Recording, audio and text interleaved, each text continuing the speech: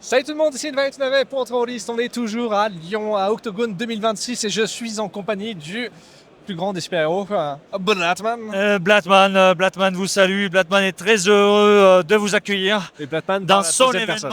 son événement qui est donc Octogone 2026, Mhm. que je suis très heureux d'organiser en étant le plus grand rôliste de France, de l'univers probablement.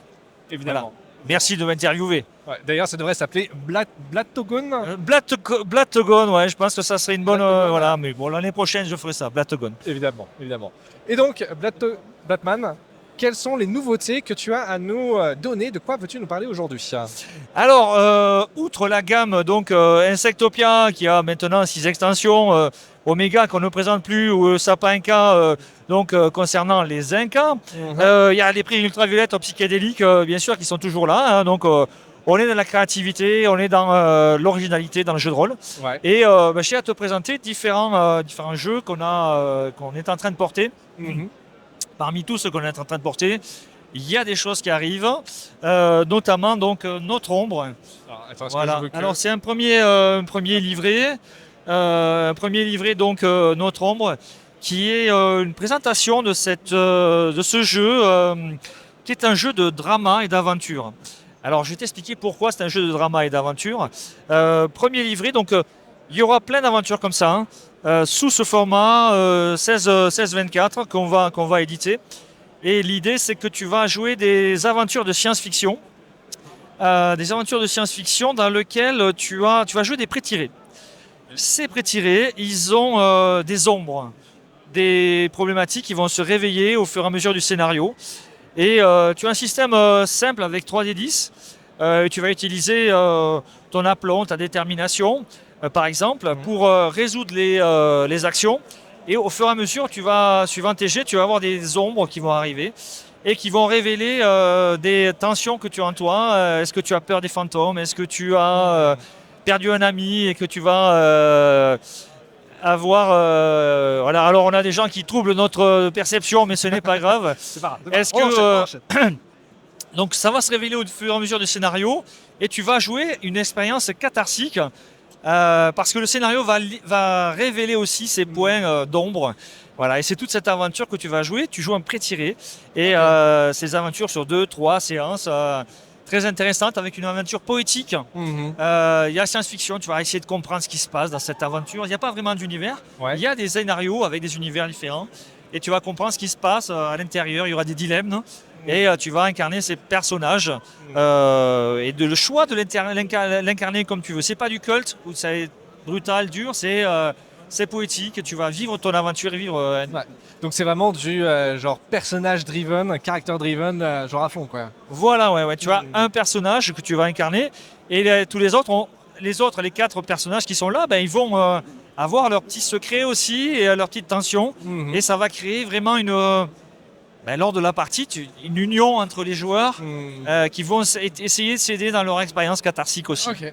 Intéressant comme concept parce que comment c'est venu? Donc c'est une création française. Ouais, c'est une création française et c'est donc Jaume Ferrer Molinero qui est l'auteur de ce jeu, Ouais. qui a apporté cette idée il est très créatif sur les différents scénarios de science-fiction qu'il peut développer, Mhm. et avec toujours l'idée de jouer ces pré-tirés qui vont magnifier finalement le scénario.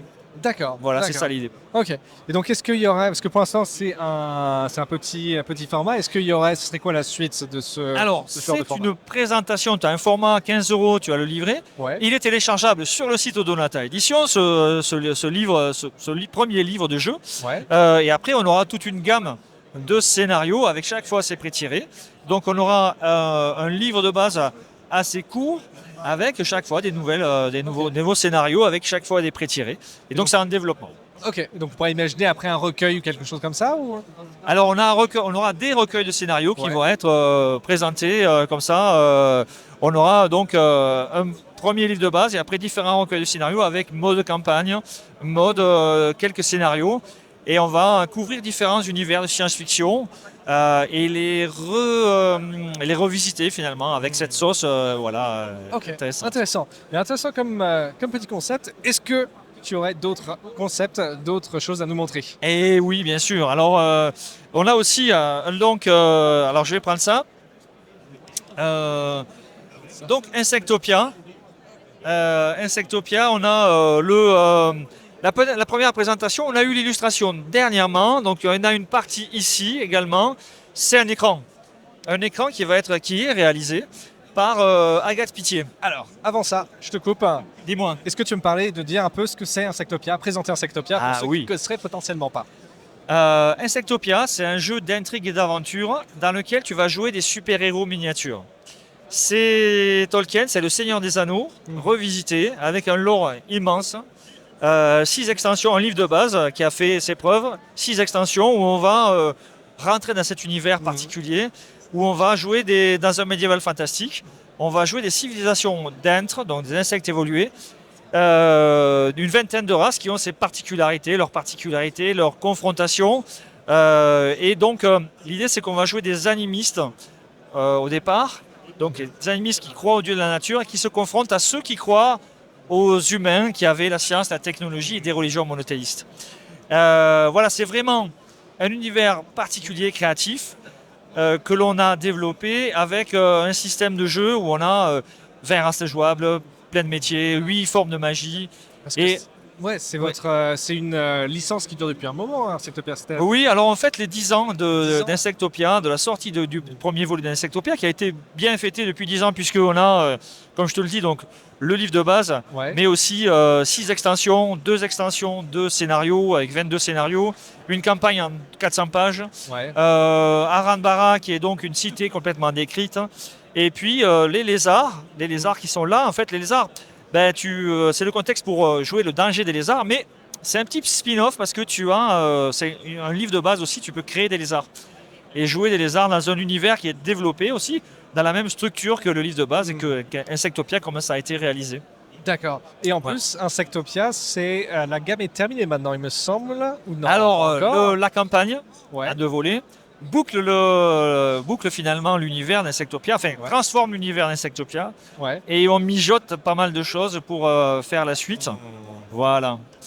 Et la première des suites, c'est donc, comme je te le disais, cet écran qui est réalisé par Agathe Pitié, fantasmagorique, très beau, très coloré, où on montre toute la palette finalement d'Insectopia.